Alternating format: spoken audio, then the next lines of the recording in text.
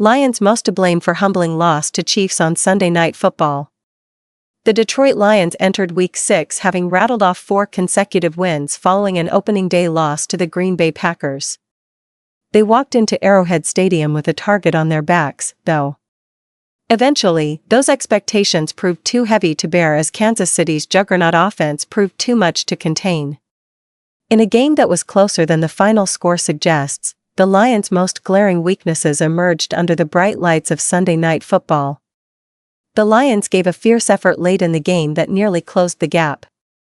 However, their own inconsistencies and costly mistakes handed the Chiefs a 30-17 victory that halted the Lions' ambitious streak.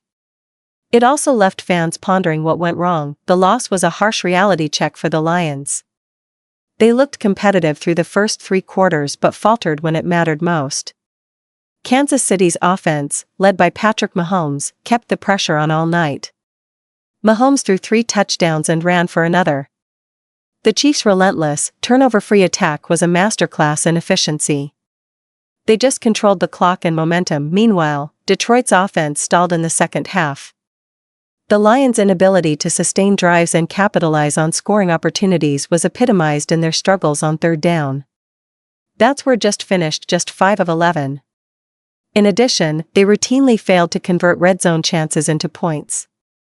On defense, they were outmuscled and outmaneuvered. Detroit surrendered over 200 rushing yards and failed to contain Mahomes and tight end Travis Kelce. The Chiefs repeatedly flitted through Detroit's defenses. Kansas City turned possession into points, while the Lions failed to answer back.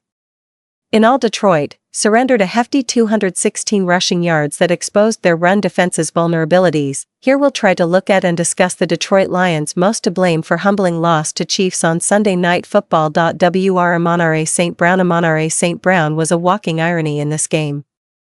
On one hand, he was Detroit's brightest spark. And yet, he was also one of the biggest disappointments of the night. He set the tone early with 9 catches for 45 yards.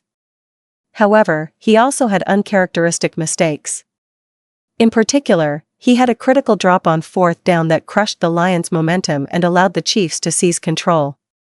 His slip, which could have kept Detroit afloat during a tense moment, shifted the game's direction. It left the offense searching for answers later. St. Brown also had a late-game fumble that bounced out of bounds. That further complicated the Lions' chances of a comeback. His inconsistency at the worst possible time highlighted the kind of mental lapses that are killer for a team chasing the Super Bowl. Brian Branch also entered the blame game. He hobbled through an ankle injury that limited his impact.